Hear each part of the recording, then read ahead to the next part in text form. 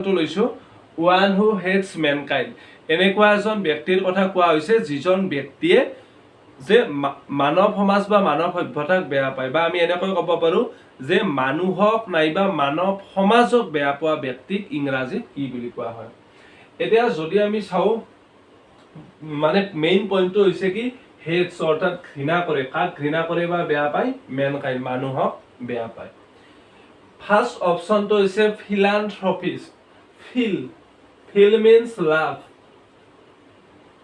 ইয়াত কৈছে hates mankind মানৱ সমাজক বেয়া পায় ইয়াত প্ৰথম অৰ্থটোতে লাভটো আহিছে গতিকে এইটো অপচন নহয়ে তথাপিতো আমি চাম কি আৰু মিনিংটো philanthropist means a person who likes mankind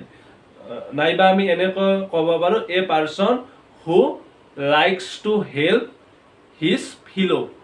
যে এনেকুৱা একজন ব্যক্তি যিয়ে অইন মানুহক ভাল পায় বা মানৱ সমাজক ভাল পায় বা মানুহক সহায় কৰি ভাল পায় মানে মানুহক ভাল পালে সেইটো কোৱা হয় ফিলান্থ্ৰপিষ্ট মেনকাইণ্ড নেক্সট টেৰৰিষ্ট আমি জানো এইটো সন্ত্ৰাসবাদ যিয়ে মানুহক ভয় ভীতি প্ৰদৰ্শন কৰি নিজৰ মানে আধিপত্যটো বিস্তাৰ কৰিব আছে সেইটো কোৱা হয় টেৰৰিষ্ট এটা কমন ৱৰ্ড নেক্সট আছে মিছান্থ্ৰপৰ মিনিংটো হৈছে যে এনেকুৱা এজন ব্যক্তি যিজন ব্যক্তিয়ে মানুহক ভাল নাপায় ডাজন্ট লাইক পিপল নাইবা এভইড সোসাইটিক মানে এভইড কৰি চলে বা আলটিমেটলি সোসাইটিক ভাল নাপায় গতিকে আমাৰ কাৰেক্ট অপচনটো হ'ব মিছান্থ্ৰপ ফিলান্থ্ৰপিষ্ট কিয় নহয় কাৰণ ইয়াত কোৱা হৈছে যে মানুহক ভাল পায় প্ৰশ্নটোত কৈছে যে মানুহক বেয়া পায় গতিকে এইটো কন্ট্ৰাডিক্ট এইটো নহয় টেৰৰিষ্ট সন্ত্ৰাসবাদ এইটো অলপ বেলেগ সেন্সত গতিকে misanthrope a person who doesn't like mankind or a person who avoids society যে সোসাইটিক এভইড কৰে ডাজন্ট লাইক সোসাইটি লাষ্ট অপচনটো হৈছে মিছজিনিষ্টে এনেকুৱা এজন পাৰ্সনক বুজায় যিজন পাৰ্সনে ফিমেল আমাৰ যিটো মহিলা বুলি কওঁ বা যিটো ফিমেল ক্লাছ বুলি কওঁ সেই ক্লাছটোক আমি ঘৃণা কৰা বুলিও ক'ব পাৰো বা ভাল নাপায় তেনেকৈও ক'ব পাৰো a person who doesn't like women যে এনেকুৱা ব্যক্তি যিয়ে মহিলাক ভাল নাপায় মানে ফিমেল ক্লাছটোক ভাল নোপোৱা ব্যক্তিক আমি ক'ব পাৰো মিছজিনিষ্ট গতিকে আমাৰ কাৰেক্ট অপচনটো হ'ব মিছান্থ্ৰপ নেক্সট কুৱেশ্যনটো লৈছো something no longer in use এনেকুৱা এবিধ বস্তুৰ কথা কোৱা হৈছে যিবিধ বস্তু বৰ্তমান সময়ত যাৰ কোনো ব্যৱহাৰ নাই মানে যি পুৰণি হৈছে এটা সময়ত ব্যৱহাৰ আছিল এতিয়া ব্যৱহাৰ নাই এতিয়া আমি অপচন বিলাক চাম প্ৰথম অপচনটো হৈছে ডেজলেটৰ মিনিংটো হৈছে যে a place or a location where no one lives or a place or a location that is abandon by the people or deserted এনেকুৱা মানে এখন ঠাই য'ত no one lives য'ত কোনেও বাস নকৰে নাইবা abandoned by the people এনেকুৱা এখন ঠাই এনেই পৰি আছে যি হয়তো এটা সময়ত মানুহ আছিল এতিয়া মানুহবিলাকে সেই ঠাইখন ত্যাগ কৰি গুচি গৈছে abandon কৰিছে গতিকে desolate means এনেকুৱা মানে বাঞ্জাৰ টাইপ জমিন য'ত কোনো নাথাকে একদম সুনসান লোনলিনেছ গতিকে ইয়াত নো লংগাৰ ইন ইউজ ইয়াত ব্যৱহাৰ নোহোৱাৰ কথা কৈছে প্লেচ বা লোকেশ্যনৰ কথা কোৱা নাই গতিকে এইটো অপচন নহয় কিন্তু আমি ইয়াৰ মিনিংটো কি বুজিলো এনেকুৱা এখন ঠাই a place where no one lives য'ত কোনেও নাথাকে যিখন তাৰ মানে বাঞ্জাৰ টাইপ য'ত যিখন ঠাই মানুহে ত্যাগ কৰিছে এবছলুটৰ মিনিংটো আমি এনেকৈ ক'ব পাৰিম এবছলুট মিন্স পাৰফেকশ্যনৰ নিচিনা যে যিটো আৰু মানে যিখিনি আছে সেইটোৱে আমি যদি এনেকৈ যদি এটা যদি সেন্টেন্স কওঁ হিজ স্পীচ ইজ এবছলুট যে তেওঁৰ কথাখিনি এবছলুট মানে তেওঁৰ কথাৰ আৰু সৌৱে বাৱে আমি ভাবিবলগীয়া একো নাই তেওঁ যিখিনি কথা কৈছে সেইখিনি কাৰেক্ট বা সেইখিনি আৰু একচেপ্ট হ'ল সেইটো সেনেকুৱা সেন্সত আমি এবছলুট ৱৰ্ডটো ব্যৱহাৰ কৰোঁ প্ৰাইম আৰু নেক্সট অবছলিট মিন্স এনেকুৱা এটা মানে বস্তু যিটো এটা সময়ত ইউজ হৈছিল কিন্তু এতিয়া আৰু কোনো ধৰণৰ ইউজ নহয় অবছলিট মিন্স নো ইউজ মানে ওয়ান্স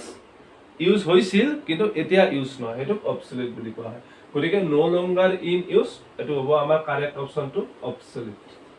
যে কোনো ধৰণৰ ব্যৱহাৰ ইয়াত নহয়। এতিয়া next primitive. Primitive means ancient, অতিকে পুৰণি। এতিয়া অবসলিউট মানে পুৰণি হয়, কিন্তু দুটাৰ মাজত ডিফাৰেন্সটো এনেকুৱা যে সাপোজ এটা বস্তু আমি আজি ব্যৱহাৰ কৰি আছো, অহাকালিৰ পৰা সেই বস্তুটো আমি ব্যৱহাৰ কৰা বাদ দিলো বা ব্যৱহাৰ কৰাটো এৰি দিলো, তেতিয়াও সেইটো মানে ইউজ নহলে সেইটো অবসলিউট হ'ব পাৰে, কিন্তু প্ৰিমিটিভ নহয়। প্ৰিমিটিভ হলে একদম পুৰণি আৰু বহুত বেছি পুৰণি, যাক আমি এনচিয়েন্ট বুলি ক'ব পাৰো। severely abusive writing in journals means আমি simple এনেকৈ বুজিম, ইয়াত তাৰ কথা কোৱা হৈছে যে বাতৰিৰ মাধ্যমেদি হওক নাইবা অইন কিবা মেগাজিনৰ মাধ্যমেদি হওক, মেগাজিনত এনেকুৱা ধৰণৰ লিখনি প্ৰকাশ কৰা যে লিখনিৰ মাধ্যমেৰে কোনোবা ব্যক্তিক নিন্দা কৰা বা কোনোবা ব্যক্তিৰ যিটো ৰেপুটেশ্যন আছে সেই ৰেপুটেশ্যনটো ডিফেম কৰাৰ চেষ্টা কৰা, তেনেকুৱা ধৰণৰ